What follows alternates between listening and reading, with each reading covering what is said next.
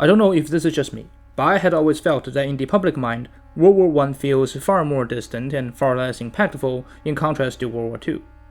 Of course, it is a much smaller conflict if we were to compare it to the latter, and also earlier than the latter. But I think we tend to forget that World War I is still the war with the second highest death toll in human history if we remove Chinese history from this equation, which are always outliers. Now, for those who enjoy poetry, you have probably stumbled upon a lot of your classic World War I poets like Wilfred Owen or Rupert Brooke and such, that talk directly about war and the people of war, which is something that continues into World War II and future conflicts. It makes sense as war is, after all, fought by people with blood and toil, and poetry, which is in part an expression of thought, will definitely reflect this prospect. However, for me, one of the most haunting and bleak war poems I had come across barely touches the humans head-on, and instead expresses the violence and brutality by painting a hauntingly vivid imagery of the environment of war. And that poem is Grodek, by Austrian poet Georg Trakl. To start, let us hear the poem in English. And to preface very quickly, I do not speak Austrian, so I'm depending on the English translation of the poem by Michael Jarvie from his anthology of Trakl's works, Autumnal Elegies. If anyone knows Austrian, feel free to comment below on the quality of his translation, but from a strictly English perspective, I really enjoyed this translation out of the 3 or 4 I had come across. Either way, let us hear the poem. Grodek, by Georg Trakl. At nightfall, the autumnal woods resound with deadly weapons, the golden plains and blue lakes, over which the sun more darkly rose. The night embraces dying warriors, the wild lamentation of their shattered mouths.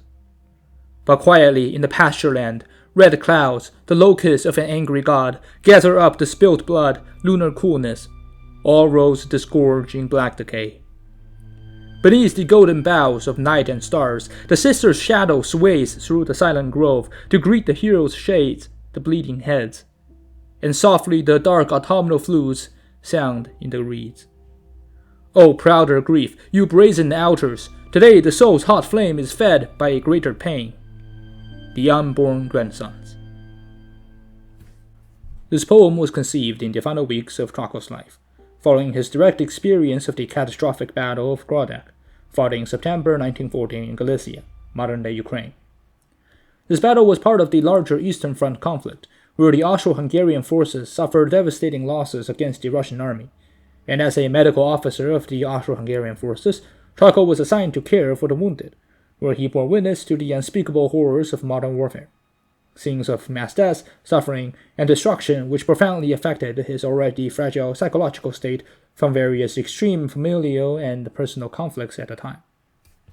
Overwhelmed by the sheer scale of suffering, Trakl reportedly attempted suicide following the battle, but was physically restrained by fellow soldiers in the process. Soon after, he was institutionalized in a military hospital in Krakow, where he died on November 3, 1914, from a cocaine overdose. It remains unclear whether his death was intentional or accidental, though given his history of depression and the current extreme psychological strain as a result of the war, it is difficult to rule out suicide from the possibility.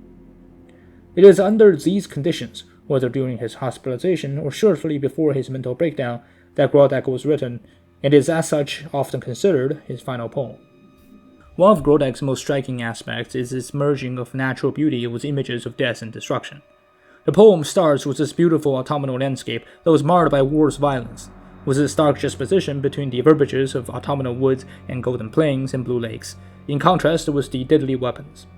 It slowly transitions from the picturesque scenery into an almost folklorish or mythological environment, shifting the pastoral languages of the woods and plains and such into the dying warriors, the angry gods, the golden boughs, of which is certainly a direct allusion to Virgil's Aeneid, and seek to depict the scenery of World War I through a much more ancient and almost out of space and time sort of disassociated environment, which the language itself also reflects, as much of it possesses its timeless and elevated quality, such as Krieger for warriors, Soldaten for soldiers, and Geswig for bows and such.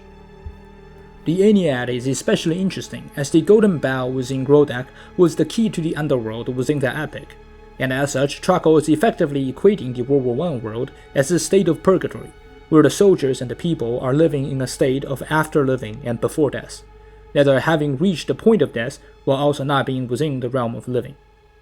Similarly, the sister character evokes the Greek mythological creature of the psychopomp, a figure that greets the hero's shade and guides them to the underworld.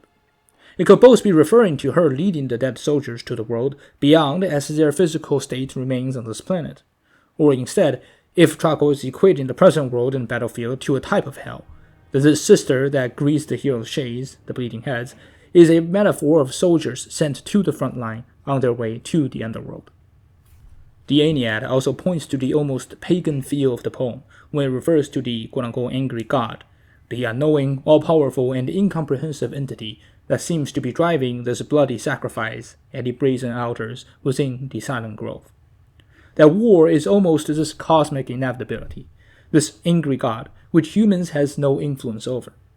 That war will happen no matter what, and that countless of soldiers and civilians are sent to the battlefield, to the brazen sacrificial altars constructed from the brass and bronze of the gun barrels, bullets, and shells, to die for reasons that really the people who are fighting for do not know.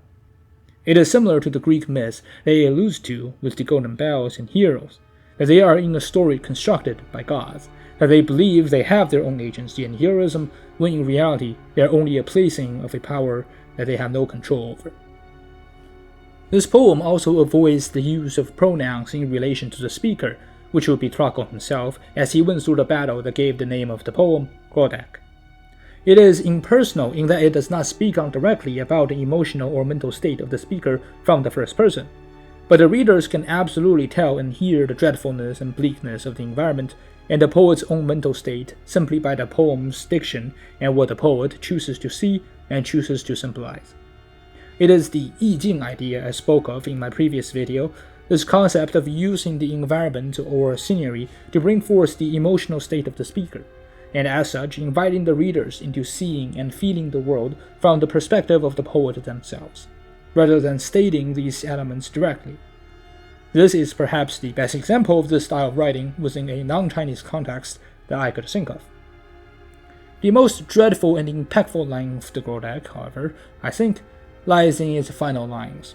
Dies Eingeborenen Enkel, the unborn grandsons. It is poetic and indirect, but is at the same time immediately understandable. It is saying that war is not temporary, it does not start and end, it is instead a permanent disease, like cancer, that can be suppressed and stopped for the moment, but the damage had been done, the pain had been suffered, and even after all that battle to push it away, it always comes back. The previous generation dies in a war that the current generation suffers from, and it will eventually continue, in an endless, timeless cycle that we as people have no power over, as the angry god that is. I won't make any direct political parallels here, but I think anyone familiar with history and current-day geopolitics can see that the world seems to be still suffering from the results of World War II and World War I, and wars and conflicts from even earlier ages.